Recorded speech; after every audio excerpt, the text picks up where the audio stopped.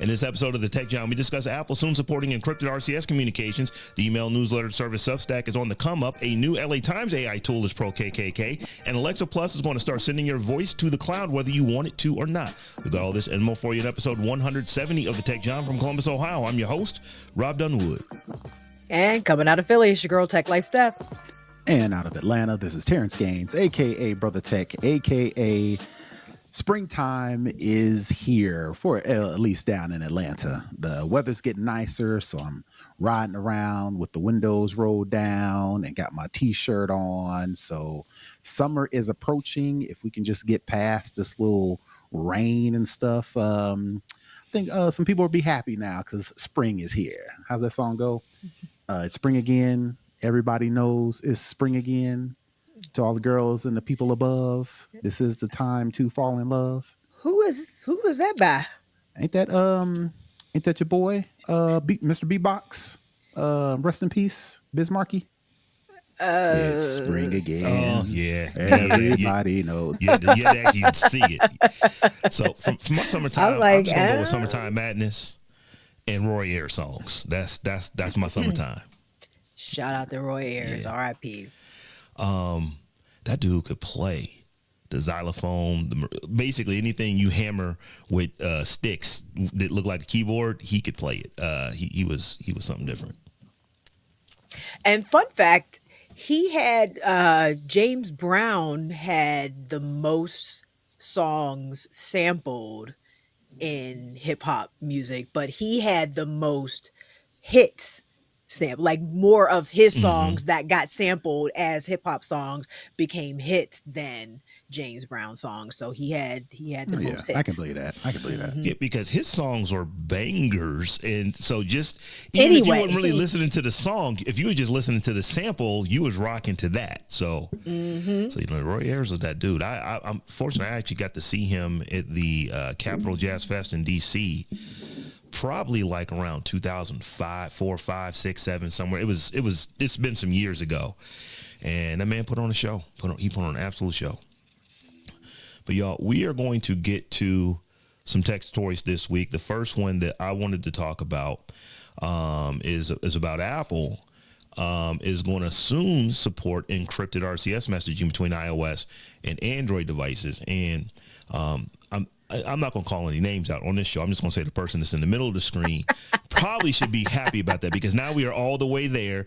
I know that I'm still not green or not blue. I'm still green, but everything else should work. I think the thing you was most upset about was I would break the group chats. And now we're there. So basically what this is doing is it's not all of Apple's doing. Apple worked on this, but it is the GSMA. They are the ones who actually run the spec for RCS. And RCS, for those who don't know, it replaces MMS and text messaging, just regular SMS messaging. And for a while, Google has been using it. But Google, since they were the only one using it with Android, they just created their own two-factor authentication inside of their Google Messages app. Anyone else, and there was no one else, but if anyone else used that protocol, it was as insecure as SMS and MMS were. Now the GSMA has actually updated the spec, and very soon, hopefully very, very soon, Apple will now support this, and we will have full two-way and then encrypted communications between the two. It's not iMessage, but it's better than what it was.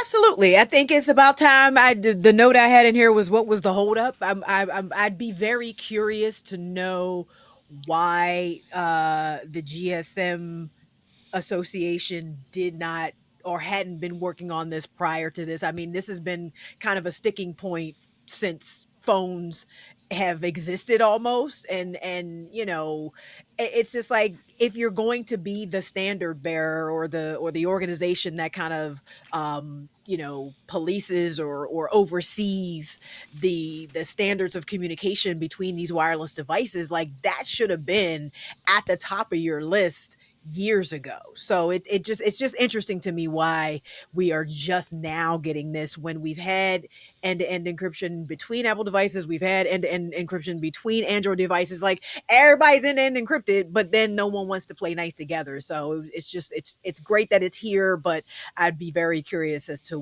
why it took so long. No, I agree 100%. There's been some other, and Rob can probably tell you, there's been some other encrypting or encrypted platforms or protocols that Google has been using. And if I recall correctly, Apple was like, nah, we ain't using those. We're going to use the GSA stuff. And then I guess they just waited on, or GSMA, I'm sorry.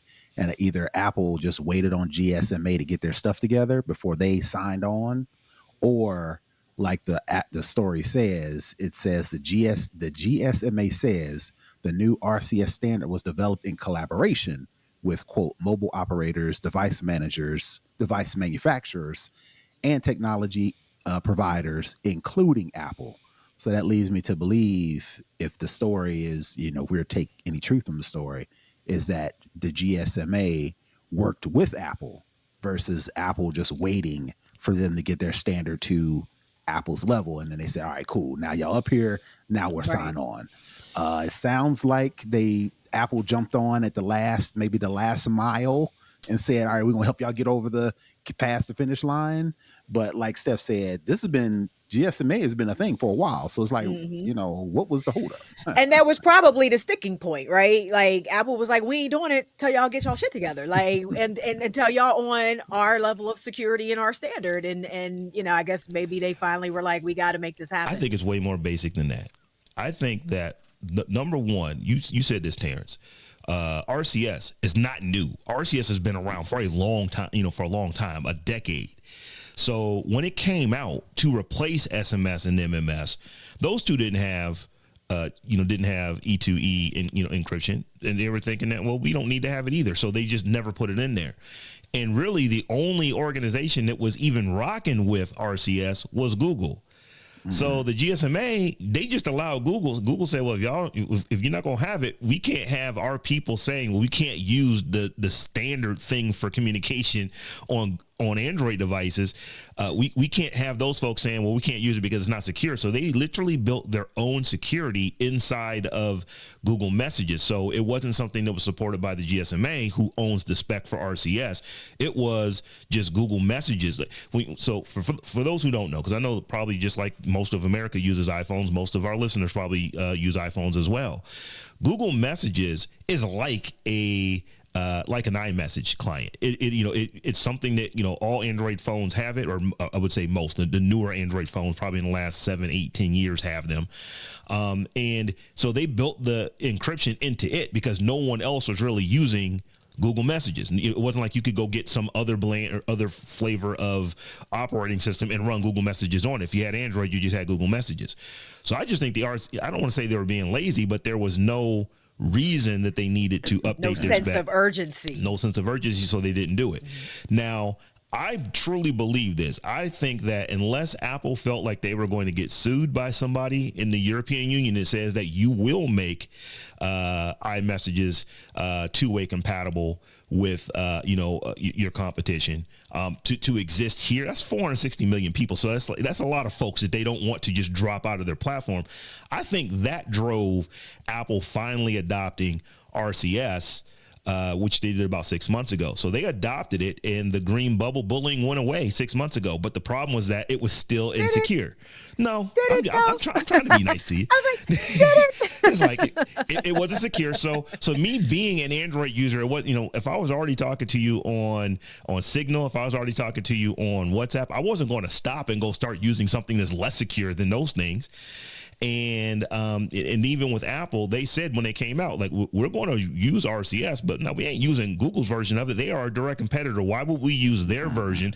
Google is using a standard. They decided to do some Google stuff to it. That's on them. We're going to work with the GSMA to make RCS and then encrypt it. And it took about 6 months from the time they started working on it. To your point, Steph, they should have had this stuff figured out years ago. Because why would you just have a non-secure or unsecure messaging platform out there? But we get all this stuff. So it does a lot. The things like that you get with RCS are the media sharing of high quality images and photos and audio. You get the video calling. Now, the video calling is not FaceTime. It is RCS video calling, but you do have that. I could call you on your iPhone just like you could call me from your iPhone to my phone, and we could actually have a two-way video conference. It is not nearly as nice as FaceTime, nor will it ever be. But that's beside the point. The big pieces here are that you get read receipts, the emojis and all that kind of stuff work, and it does not just absolutely disrupt whatever you're trying to do inside of a group message. That was probably the biggest complaint. It wasn't so much green versus blue. It's just that you knew when you had green, they were going to break group chats. Yeah. And that was one of the biggest complaints. And I've said this for years, and other people have said it as well, that I think that iMessage definitely 5, 6, 7 years ago was one of the things that probably converted the most Android users over to iPhone. Because if you didn't have iMessage, you were a second-class citizen. In some cases, you might have been a third-class citizen. Just saying. Like I said, I'm not saying anybody on this show except for the person in the middle. I'm not calling no names out, but it's like, it wasn't a struggle. It was something that you noticed. Group chats just didn't work well because SMS sucks compared to iMessage and to WhatsApp. A lot of people don't realize this in the United States, but iMessage is not really a thing outside of North America. It is WhatsApp everywhere else on Earth. Besides, I guess you would have things like in China, they got things there as well. But when it comes to messaging platforms, it is WhatsApp by far is the biggest messaging client. And the reason for that is because it just worked. It didn't matter what phone you used. It didn't matter what carrier you were on. WhatsApp is so big that there are actually some carriers in the European Union that they actually use WhatsApp as their official communication. As a messenger, I can see that. Well, I mean, that goes back to like when there were Facebook phones, when there were actual phones with Facebook installed on it, and Facebook was the operating system or the browser for the phone. So yeah, I could totally see WhatsApp. But Terrance, I know you've been chomping at the bit to say something. So no, I just wanted to ask, what do Android users use for video conferencing? Are everybody using Zoom? Is everybody, if for like, not forget about third party stuff like phone to phone, what is the app for Google or Android users to do video conferencing? It really is Google Messages. So because it just kind of works through it's part of the platform or part of the spec that Apple has. For Google phones or just Android phones? Just Android phones in general. So if I am talking to someone. Well, hold on. Let me. So if I got a Samsung Galaxy, do you have to go get Google Messages or is it just on my phone? It's just on your phone. It's part of Android. So it's just like when you get an iPhone. Just like when you get Galaxy's an iPhone. fork of it. There used to be an app. What was that app called? So there is. There used to be an app that it was a Google app that allowed, because that's what I put on my mom's. Well, I put it on her phone so she could FaceTime with her grandkids, and they had iPhones, and it wasn't Google Meet. It was something else. Google Meet. No, it was Google called Meet before they called it Google Meet. Yeah, it had its own name, and it's like Google Allo. Hangouts. Yeah, this is the problem. Maybe I don't know if it was Hangouts, but there was a very distinct Google app for quote unquote FaceTime on mobile that was specific just for that function, and I think they did roll that functionality up into Google Meet and what became Google. Hello? But was it Hello? Was it Duo? Google, I think Duo. Google Duo. I think Google Duo. Yeah, this is the problem. Yep. This is the problem with Google and this is on all these messaging applications. So they had you go all the way back to. I can't even remember going back so far. There was something like Talk Station or something like that they had way back in the day. But Google, every 15, 20 minutes would change what their default messaging app was. They probably should have stuck with Hangouts and just upgraded everything within Hangouts, because I think that was the one that probably had the most people using it. But because they kept changing, literally every time a new version, every other version of Android came out, they would change their messaging platform. Over in Europe, these folks like, I just want to be able to talk to people easily without having to figure out what app they have and what app I have. So I'm just going to go ahead and start using WhatsApp. And here in the States, Apple solved that problem. Just get an iPhone, has iMessage on it, and it will always work. And you don't have to worry. So like this is not a thing. This is not a thing where even Apple beat Google to the punch. It's like Google beat yourself up. It's like you had stuff that existed that you just couldn't say, let's use this. It was like every 6 months, every year, Google's working on a new platform, and then they kill the old platform, and it's a different spec. So it's not like you could keep using what you were using and then you would go to the new thing and it works. No, you keep using what you're using until they deprecate it, and now you have no choice but to go to something else. So it's like, okay, Google, I'm gonna have to go back and not retract necessarily, but maybe amend, because I literally just did a segment on radio station this past Friday, talking about how people can communicate, during a protest, like how you can protect your phone, make sure police can't get to it. And I was like, use a Signal or a Telegram, because messaging between Android and iPhone is not encrypted. And like literally that was the justification really for me, directing people to download some other third-party app. But now it sounds like I probably would still do it if I was not trying to get caught up by the police. I probably would still download a Signal or a Telegram. But it is nice that we finally do have this. Yeah, Signal is a thing. I wouldn't necessarily say Telegram, because Telegram isn't encrypted. It's encrypted at rest and stuff like that. There's encryption there, but it's not end to end. It can be intercepted unless you actually physically turn on like a two-way encryption for the particular conversation that you're having in real time. WhatsApp, people say, well, I don't want to be on meta platforms, but WhatsApp is absolutely two-way encrypted. Facebook Messenger is absolutely two-way encrypted. And now, let me say this correctly, because it is not today. Apple has to update to this new spec. So I would imagine that with another release of iOS, they will actually add this new spec, and then you will get the end-to-end encryption between iPhones and Android devices, which is really a good thing. My gut tells me that at least here in the United States, that's probably going to pick up quite a bit, because it's just built into each phone. You don't have to do anything special. You can just send a message to somebody and it's going to be secure, and you can see read receipts, and you can send video, and you can do all the things that you're able to do with RCS. Apple is now able to do it. Fine. So y'all, I don't know if you've been noticing this, but are either of you familiar with the platform? It used to be a email newsletter service. I don't know if you can only call it that anymore. It seems like Substack is becoming its own social media platform, but Substack is on the come up. They just reached 5 million paying subscribers on Substack. There's many more people that use it than that, but but Substack actually has 5 million people that are paying to access people's content on that platform. And I just wanted to get you guys' opinion on why you think that it's like right now just seems to be the glory days of that particular platform, where so many big names are jumping over to it from other social media platforms and other types of work that they may have been doing. It has been an interesting phenomenon. I mean, it's funny. I literally wrote added a quick note to this note because I was on TikTok right before I got on here on live here, and one of the chefs that I follow on TikTok, literally in his caption was like, full recipe in my Substack.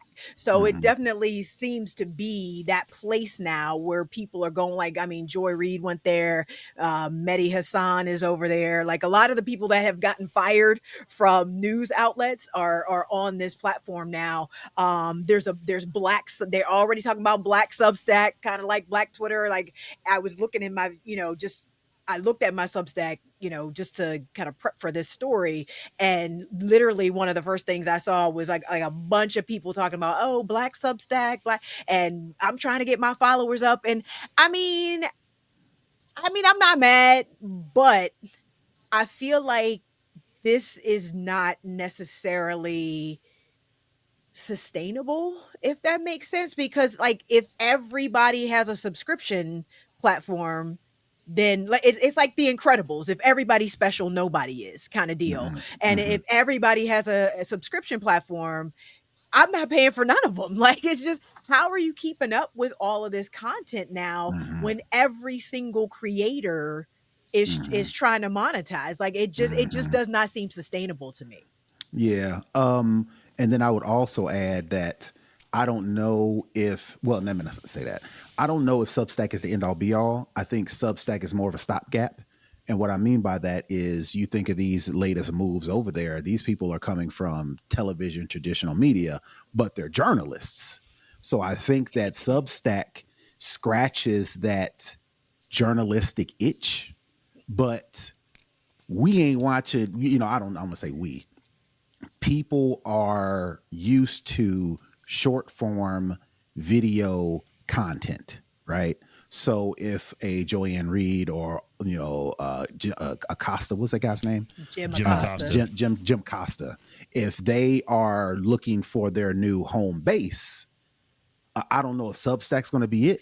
But in the meantime, in between time, I gotta raise a hand because there is a full news platform built into, it's called Zeteo. No, and I'm not familiar with this. It's new. That's Mehdi Hassan. It's Mehdi Hassan. Literally, it's because I was on, like, when I was on Substack, I was like just kind of clicking through some stuff and following some more people because I don't follow that many people. I just got on there just recently, so finding people to follow. So I went to follow him, and like when I tell you the wealth of information, there's like 12 different newsletters. I think now you can go live on Substack, so we'll probably see that happening. Like, he has a full-fledged news platform built on Substack. Built on Substack. Yeah. Yep.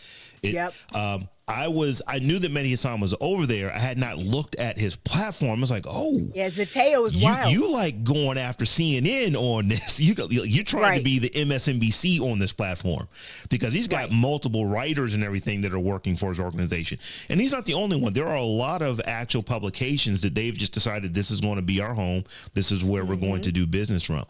And I would imagine if there's a good chance that you have subscribed to a Substack newsletter and simply didn't know that it was Substack. And the reason I say that about me being in that number, so I'm subscribed. I only get the free content. I cannot pay for one more thing. Overwhelmingly, I will get whatever free content. Most of the content there is overwhelmingly free. If you guys remember, for those who are listening, our patrons get access to something that we call the after party, and we hang out for about another 30 minutes or so, and we just kind of talk about whatever. And we had a point where folks are saying, it's like, is there any way you can break the feed up, where I can get just the show or just the after party? And at the time, Patreon did not allow for that. They are now on certain accounts, but they just didn't allow for it. So what we did was, to try to address what our patrons are asking for, we actually created our own Substack over there on, we created our own podcast over on Substack, because that's another thing that they offer. You can actually podcast on that platform. And then we were making that available to our patrons who wanted to only listen to the after party over there. And when we looked at the metrics, people weren't doing it. They were just going to YouTube and getting it. So we kind of stopped doing it because it was extra work for us to, put it out there. But Substack, now Patreon is doing podcasts. You can upload. I do it all the time.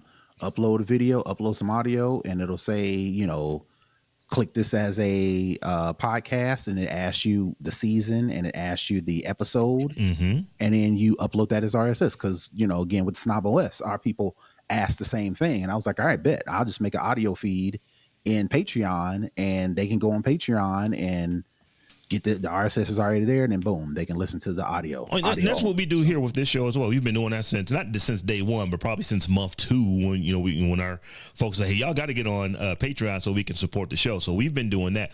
What you couldn't do was have multiple shows on the same Patreon. So we couldn't have we couldn't have the Tech John as one show and then the after party as a separate show. You could only do one big 90-minute show, or you could just do one show and and just have 2 different types of content show up in the same feed. So one, the first thing would be the Tech John, the second thing would be the after party, and we did that for a minute, and folks didn't like it. So that's why we kind of said, let's take this out of the.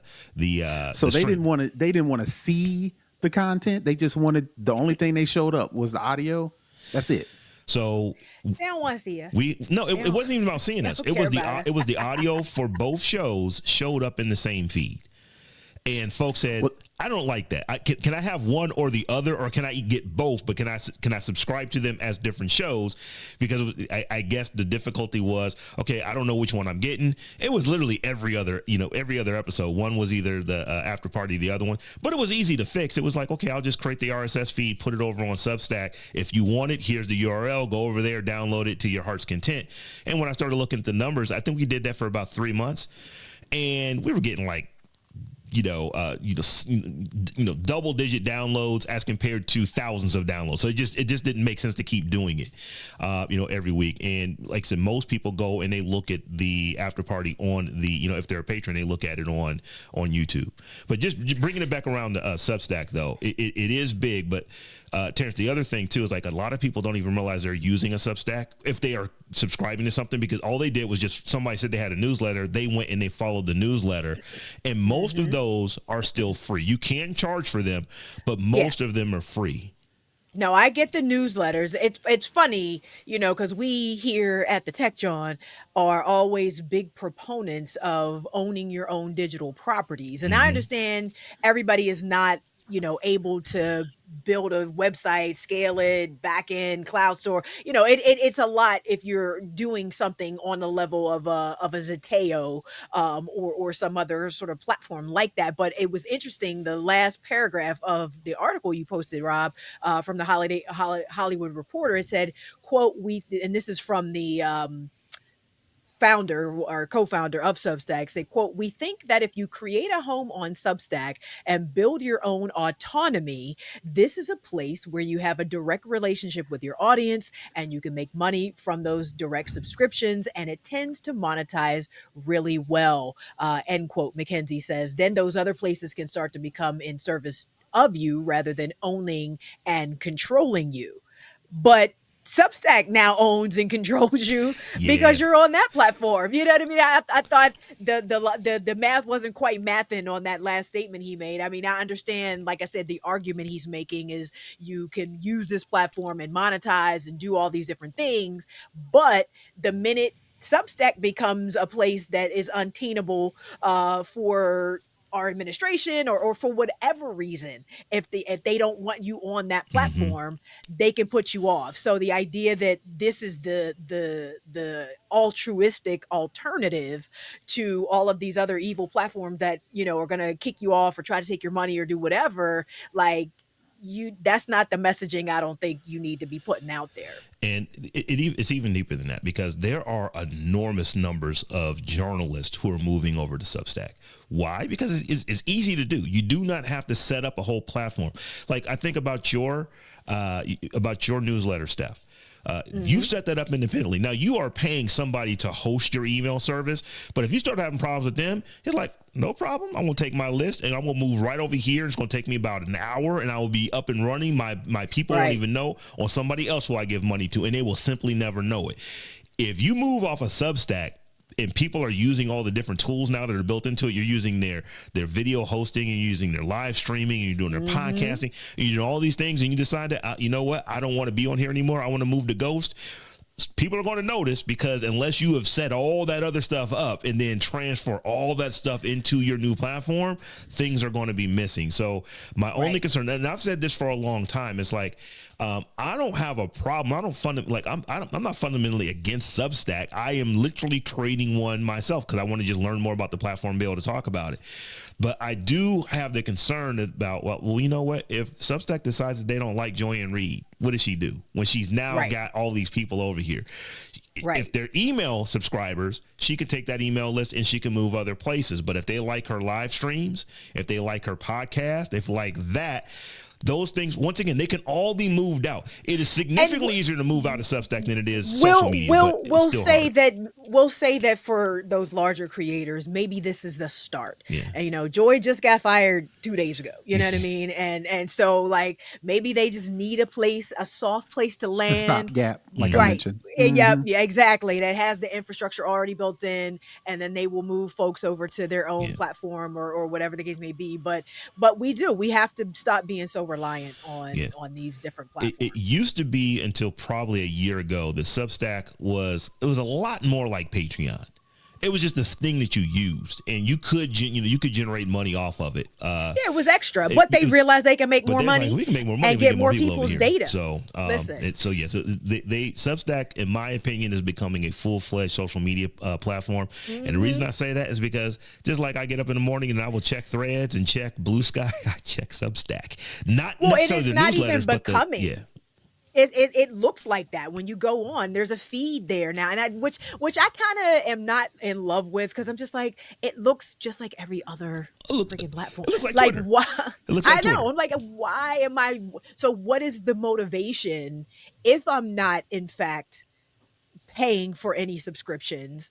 What is my like? I don't necessarily see myself going to Substack to engage with the platform in any way. I get Joy Reid's emails in my inbox. I get the people I'm subscribed to that have newsletters. I get those. So that's what I want to read. I don't want to look at nothing else. I don't want to scroll another feed like I do mindlessly for all the other social media platforms I'm on. Like, it's like, I don't know what else you do to make the user interface engaging besides make it look like a social media platform, but I'm just tired of seeing that, and I just can't. I'm like, fatigue. It's like social media fatigue, honestly. No, I'm completely burnt out. The creators of Substack, they are absolutely capitalized on the defection of people from X. That's primary.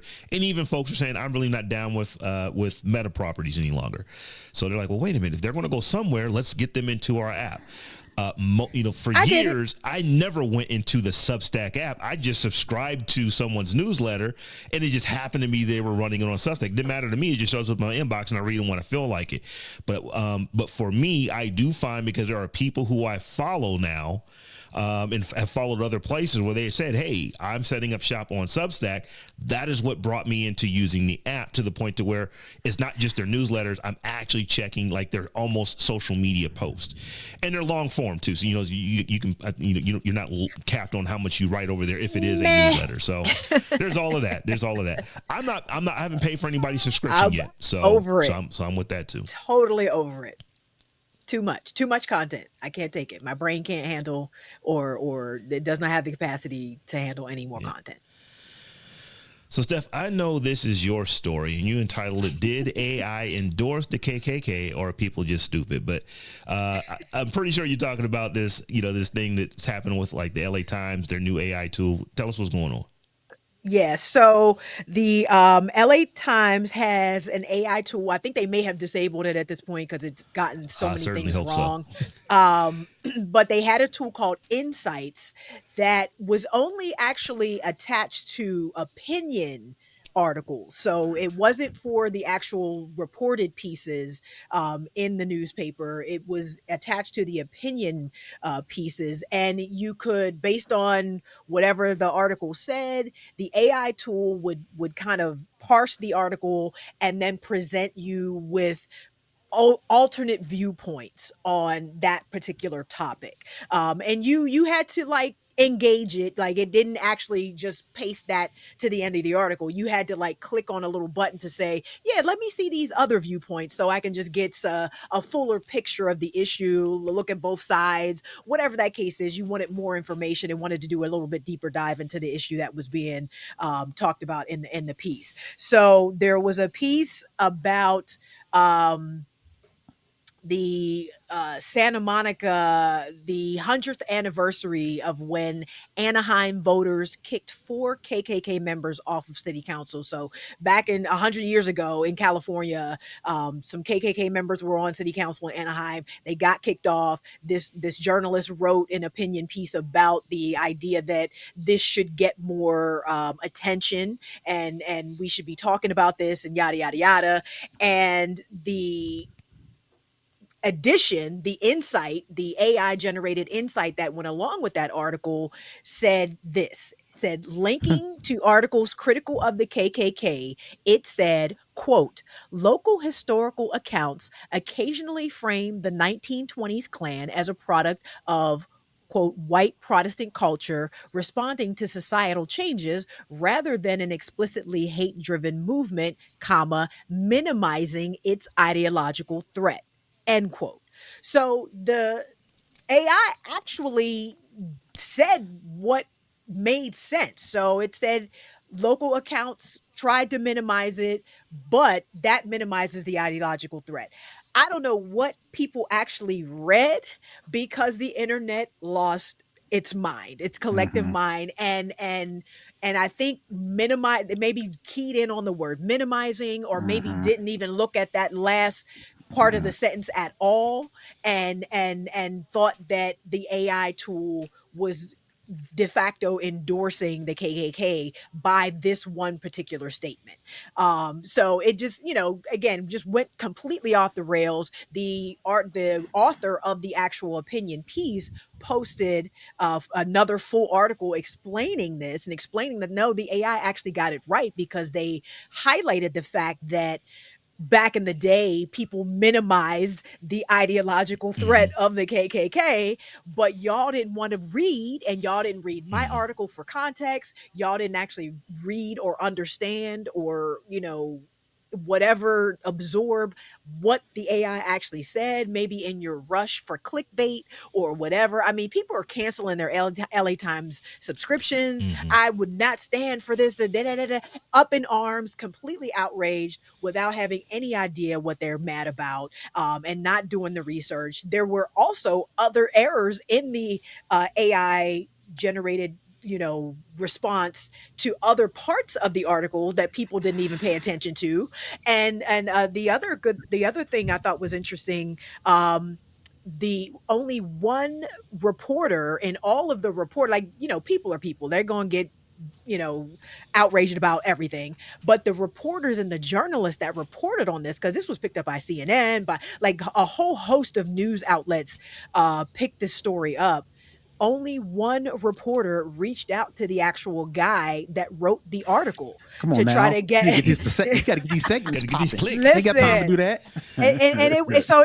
It was just crazy to me that, you know what all of these, to in their rush to have a headline that would guarantee a click, Mhm. nobody did their due diligence to see what this thing was actually saying, and whether or not it was factually correct or not. Now, Mhm. and don't get me wrong, AI gets it wrong a lot, Most of the time. and most of the time, and it's gotten it wrong a lot of other times for the LA Times using this tool, outside of just this article, but not this time, not in Mhm. this specific instance. And this just shows you the danger of, number one, rushing to use AI tools that are not ready to be used and not ready for prime time, but also, number two, our complete lack of critical thinking Mm-hmm. skills in this country and on this planet, that would cause something like this to go viral in the first place. Yeah, we definitely have. There are people who love. Let me say, there are people who utilize AI on a regular basis, all day, every day. Right. There are people who are disgruntled about the whole AI thing altogether. We've made jokes that AI is going to take over. It's going to be, what's this? What's the fictitious company in Terminator? Cyberdyne Systems. Skynet. Yeah, Skynet, Skynet yeah, is it's owned going by to take Cyberdyne over. Systems, Yeah, government yeah, contractor. yeah. It's going to take over. So as Joe a Morgan, result, Papa Pope ran it. That's right. so as a result, anytime you see any sort of potential controversy and it's got AI somewhere in it, people are automatically going to use those biases and, like you said, Steph, not actually sit back and say, all right, what is this actually saying? They're just going to read it and AI minimize KKK. That's all 3 words I need. Right. Mm-hmm. And Those are and all the literally, only- that's clearly what Yeah. they did, and just was like, right. "What? They Yeah. endorsing the KKK," and it's just like, "No, boo boo, you got to read. You Yeah. got to read. Two, Reading Yeah. is really fundamental." I think two things happen. Number one, I'm not going to say people are stupid, because I think that most of these people understood these words individually as long as they weren't put into sentences and paragraphs. I think the problem is that when you actually string more than 8 or 9 of them together, I don't got time to read all that. What's the headline? Minimize KKK. That's problem number one. People didn't actually read the article to understand what was being said. Thing number two is I think a lot of folks have this revisionist history of what the relationship with their folks was that were back in the 20s with the KKK. They think that you were either in the KKK or you were adamantly opposed to the KKK. Back then, the KKK was the lodge where the boys just went down. And that's just what they did. Folks weren't opposed to it. They absolutely were minimizing what the KKK was. It's like, oh no, don't worry about those crosses burning and them lynchings and all that kind of stuff. We're just an organization that's trying to improve the community and make sure that these black folks don't come into our towns. That's what people think. That everybody was against that unless they were in the KKK. Like, no, it wasn't like that. That's a very revisionist history. So when this AI is actually saying, well, based on these things that were written, people were actually kind of saying, well, the KKK is not that bad. That's not the AI saying it. The AI is reporting on what the actual articles that were written said and how people felt about it back in that time. And there's nuance to that. And as I said, if you don't read past 10 words, if you're only going with the headline, and these headlines were salacious, they were absolutely meant to get clicks. And that's the thing. It was deliberate because if you just presented that sentence, you would see that the AI was actually correct in its assessment that those things should not have been minimized. Mm-hmm. And they said of some of the the guy that wrote the article said, most of the outlets got rid of that quote, that comma, minimizing its ideological threat, didn't even print that part. So it's just like, now you're deliberately being dishonest, you're lacking journalistic integrity to get clicks, and so we really gotta be careful, because not only can the AI get it wrong, but we have news outlets and people that are actively and maliciously, or don't get it right on purpose. Yeah. You didn't get it wrong, but you ain't get it right. Right. Spreading misinformation. So it's just like, it's such a scary digital media landscape right now. This is something I thought about in reading this story. The actual sitting president of the United States of America, the dude that is president right now, was sued in 1971 and 72 for housing discrimination and lost to the tunes of tens of millions, maybe even it might have got up to the number. I can't remember what the exact number was. But this dude is the president right now. This happened in the 70s. So do you think if you go all the way back to the 20s that folks had problems with the Klans? Like, you didn't have a problem with Trump and his dad was doing back in the 70s. He still thinks that he was right and wants to get rid of the, what was the 68 Fair House? Was it 68? I think that was, Fair Housing Act of 68. I think that's when that came out. He still has a problem with that and is trying to get rid of it. So you think to me, you're going to tell me you're going to go all the way back to the 20s and everybody was either for, they were absolutely pro and part of the KKK, or they were, disavowedly against it. No, it was much more nuanced than that. You probably had a whole lot of folks that may not have been in it, but they didn't have a problem with what them good old boys was doing. And that's what the article was saying. But there's nuance, and you have to read, and you have to actually put your thinking hat on and not automatically jump to a fence before you actually see the point that the AI was making. Yeah, but that goes back to the nuance. You keep mentioning that. We don't trust AI's nuance. So as a result, what they said was what they said, right? So I think that's where people kind of went off the rails. It's like, nah, I don't trust AI. It's like, well, you got to understand, those are not, AI don't start sentences like that. We, kind of, all right, just make sure to understand the context. We do that. So that may lull somebody into saying, okay, I see the big picture. AI don't do that. So we just read specifically what it said, the part that we disagree with, and then run off, because again, we don't recognize and understand, and rightfully so, like you mentioned, AI ain't got nuance yet. They may have it in certain spots, but as a whole, they ain't got it yet. So it's like, I don't trust it. Even if you are right, I don't trust it. Yeah, it's just, it was just very disappointing to see major news platforms kind of run with this, and like I said, in just some attempt to, get the clicks and everything else. And, and Saray asked the question about aren't a lot of headlines intentionally trolling for clicks, and I would say yes, but clickbait still tends to be attached to information that is factually correct. It's just sensationalized to get you to click on it, Right. but the story is still correct, for at least for major news outlets, like little smaller outlets or whatever may just lie and do whatever they want to do, but major news outlets typically tend to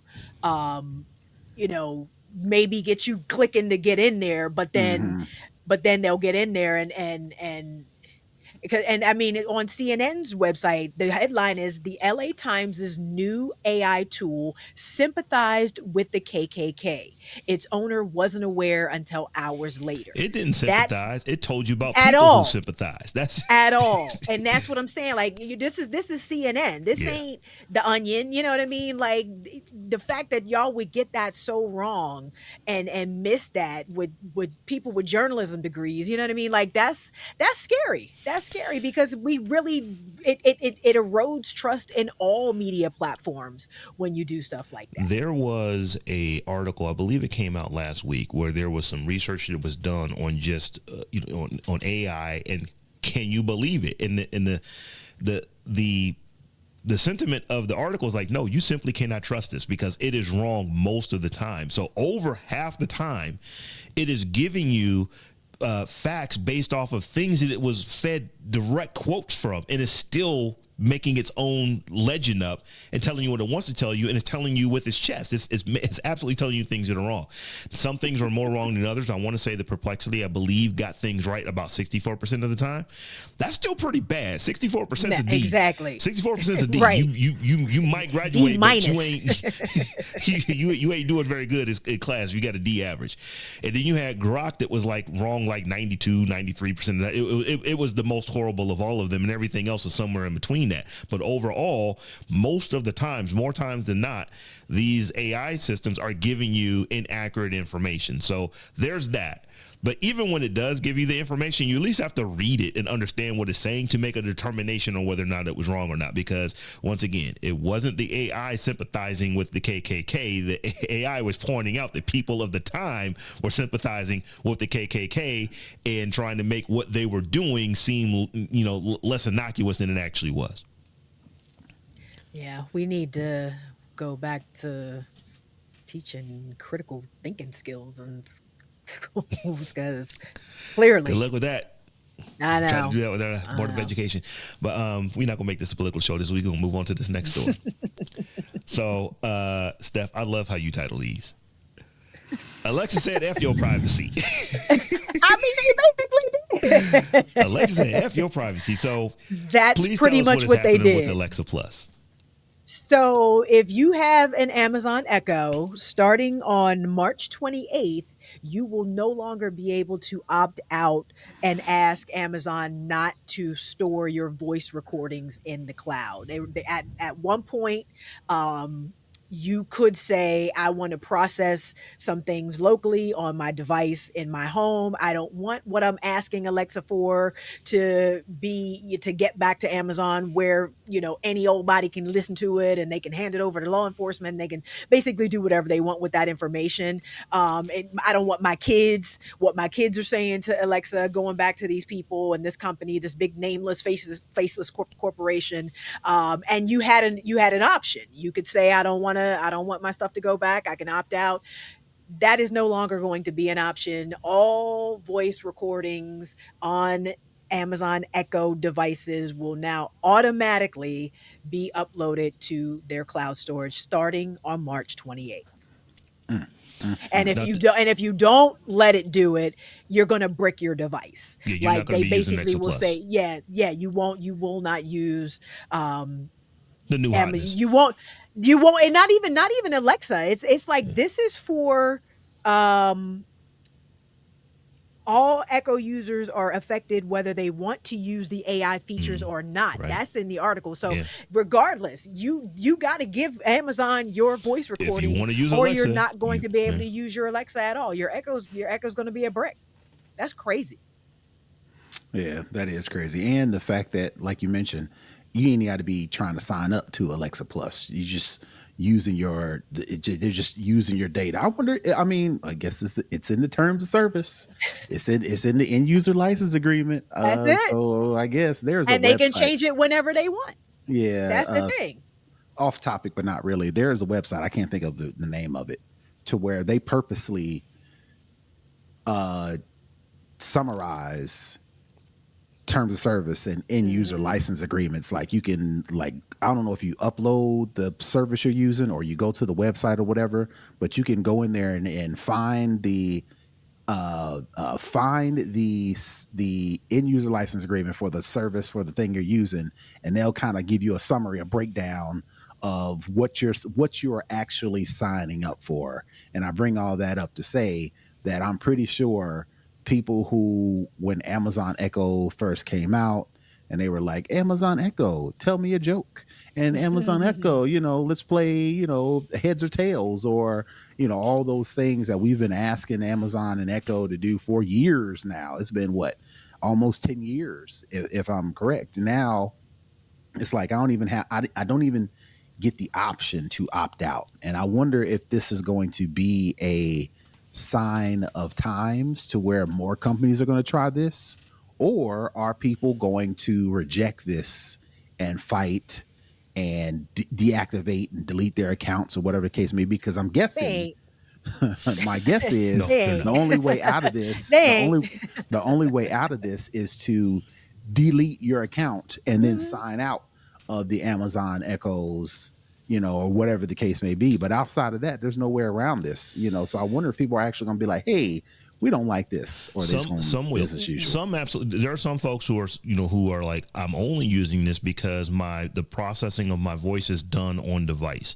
If you tell me that my processing of my voice now has to be done in the cloud to be run against the new Alexa Plus AI engine, then I don't want that. So are they going to see a decline? They absolutely will. However, will there be more people who will sign up because now you can do all of these ChatGPT style things, all of these Gemini style things, all of these Perplexity style things, all of these Apple AI maybe in 2 or 3 years kind of things when Apple gets to it. The shade. But when you will be able to do those kind of things, you are not going to be able to do it on device. That stuff has to go up to the cloud. Now, to be 100% fair to them, they're not storing your data. They're sending it to the cloud to do the processing, in the same way that if you were to speak to ChatGPT, it sends it to the cloud to do the processing. If you talk to Gemini, it sends it to the cloud to do the processing. So it is similar to that. And I think that once they're socialize going to store it. Oh, I know they are.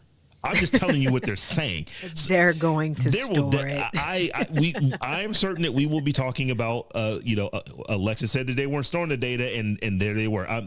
They've already had those kind of problems. They've had problems with people. They've already had lawsuits. They've already had lawsuits on the stuff that they were giving you a checkbox to say that you didn't want it to go to the cloud, that it was going to the cloud. So yes, I think that it's going to be stored, but I'm telling you what they are saying today.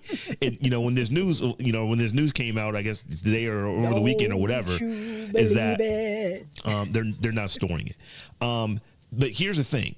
People are going to give up that security of it being only on your device for the utilitarianness, or what is the word? The utilitarian nature of how great this potentially could be. When you when you can just go talk to your device and get all these wonderful things from it. It's like, oh, so you just need to send my stuff to the cloud to do that? Well, I wouldn't even put it beyond Alexa. If you were talking to Alexa about this, it's like, yes, just like ChatGPT, just like Gemini, just like Perplexity. We're just sending your information to the cloud so we can put it on a server that has a server room the large of several football fields, and we're going to churn all that information and then send it back down to you. And then sometime eventually we're going to delete that, delete that voice that you sent, and maybe or maybe not use it for training. Happen. Maybe or maybe never not. gonna happen. So never gonna happen. Just FYI, I think Terrance, the site you're talking about is tosdr.org. Terms of service. Didn't read basically terms of, so it's actually a nonprofit. There's a lot of AI tools that do the same thing, but I wouldn't necessarily trust them. But tosdr.org, they give each site a grade, and they break down the TOS in like very simple, easy to read, easy to understand summary. So definitely a good resource for folks. Now, Steph, I know you already don't do these. You don't use these hockey pucks. You've been adamant about it. It's like, I use this stuff in the cloud when I know where my stuff is going. If I'm on a website, I know I'm in the cloud. You've said that before, so you're not using them. Terrance, how do you feel about this? Because I know you say it's like, I ain't really using that cloud stuff, but I want to talk to my hockey puck all day. I turned mine off, deleted my accounts, and sold my joints. Yeah, that was a while ago too. So I don't even have no Amazon Echoes anywhere. Fight the power. Fight the power. Yeah. No, we're going with, for the time being, with Apple, because like I said, well, like we've mentioned, Apple is one of the few that's still doing on-device processing.